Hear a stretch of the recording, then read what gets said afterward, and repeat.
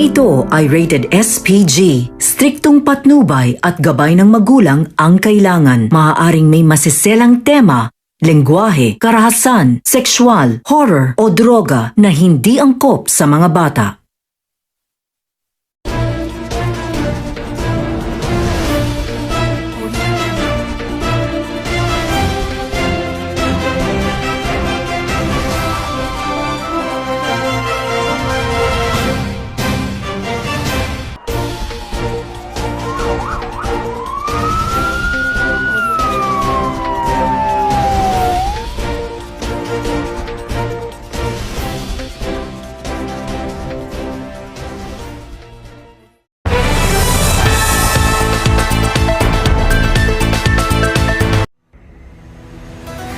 Magandang hapon, bayan. Oras na para sa balitang totoo na walang halong kaemehan. Ako pala si Zedar Pusit.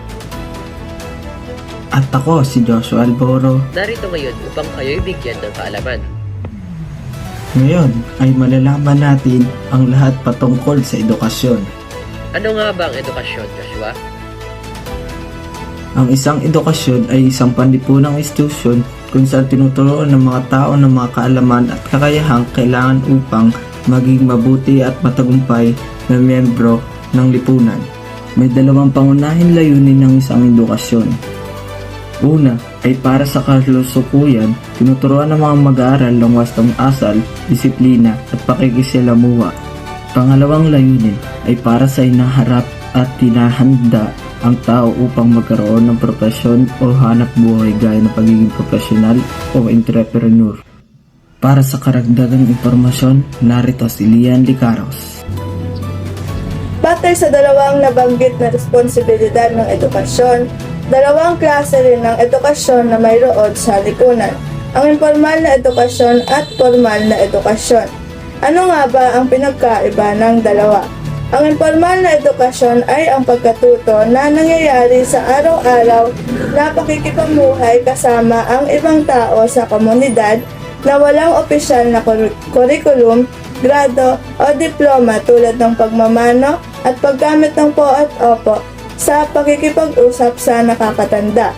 Habang ang formal na pag-aaral ay ang organisadong uri ng edukasyon na isinasagawa sa mga paaralan at institusyong pang-edukasyon na may takdang kurikulum, guro, grado at diploma o sertipiko. Ipinatupad naman ng pamahalaan ng Pilipinas sa pangunguna ng Kagawaran ng Edukasyon at sa bisa ng Batas Republika Blag 10533 ang Enhanced Basic Education Act of 2013 o mas kilala bilang sa tawag na K-12 Act. Sa pamamagitan nito ay nireforma ng pamahalaan ang haba, inilalaman at layunin ng formal na edukasyon sa bansa. Narito ang ilang pagbabago sa sistema ng edukasyon sa bansa dulot ng K-12 Act. Ang una ay ang pagbabago sa haba ng panahon ng formal na edukasyon. Bago ang K-12 Act, ang formal na edukasyon sa bansa ay umabot lamang ng 10 taon.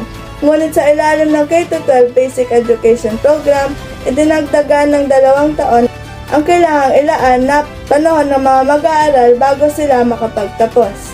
Ayon sa Batas Republika Blag 10533, kailangang dumaan ang bawat mag-aaral sa 4 na taon ng junior high school bago makapasok sa panghuling yugto ng sistemang K-12, ang senior high school.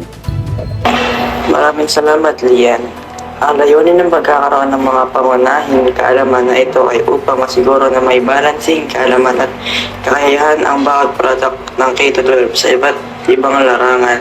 Pagkatapos nito ay maaaring mamili ang mga mag-aaral sa kasanayan na nais nilang piliin. Ito ay sa pamamagitan ng pagpili sa isa't isa 4 na tracks na nababanggit ni Joshua.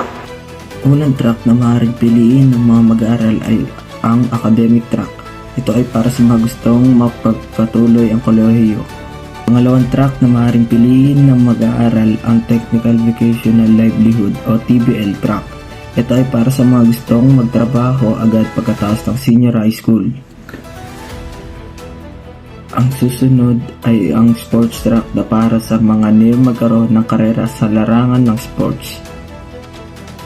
At ang pang-apat na track ay ang Arts and Design track na para sa may mga talento sa sining at pagkakakalinhain tulad ng visual arts at musika, sayaw at teatro.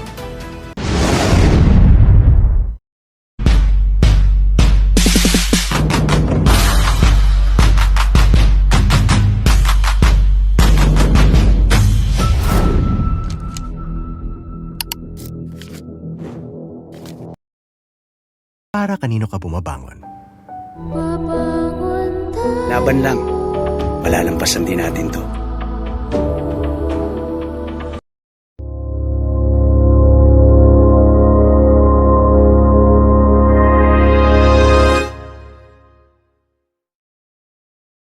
At ngayon, lumipat naman tayo kay Yuki Cruz upang talakayin ang tungkol sa kolehiyo at ng universidad. Ang pagkahilayo ng antas ng pag-aaral ay para sa mga nakapagtapos ng senior high school. Dito pumipili ang mga nag-aaral ng kursong sang-ayon sa larangang nais nila magtrabaho tulad ng agham at journalism at para sa komunikasyon. Mayroong mga profesional na kailangan muna ng lisensya bago maating gawing hanap buhay ng isang tao ang licensure exam ay kinakailangan sa ilang profesyon bago sila makapagtrabaho. Ito ay pinapangisawaan ng PRC o Professional Regulation Commission na layong masiguro na ang mga profesional ay may sapat na kaalaman at kakayahan. At para sa karagdagan na informasyon, narito si Zedar. Bagamat may pagtutol sa K-12 dahil sa dagdag na gastos, nagsagawa ang pamahalaan ng mga hakbang alinsunod sa saligang batas upang matulungan ang mga mag-aaral. Kabilang dito ang libreng edukasyon sa elementary at high school, pagbibigay ng scholarship at tulong pinansyal, pagpapatupad ng libreng matrikula sa mga pampublikong kolehiyo, at pagtatatag ng Alternative Learning System o ALS para sa mga hindi nakapagtapos ng pag-aaral. Pinapakita ng teksto na mahalaga ang papel ng pamahalaan sa pagbibigay ng edukasyon bilang susi sa mas magandang kinabukasan ng mamamayan. Mabilis, malinaw at mapagkakatiwalaan. Ako pala si Zedar Pusit. At Los Oros, balikan tapat at kwentong may saysay. Magandang hapon at paalam. Maybe we get married one day, but who knows? Think I'll take that thought to the grave, but who knows? I know that I'll love you always.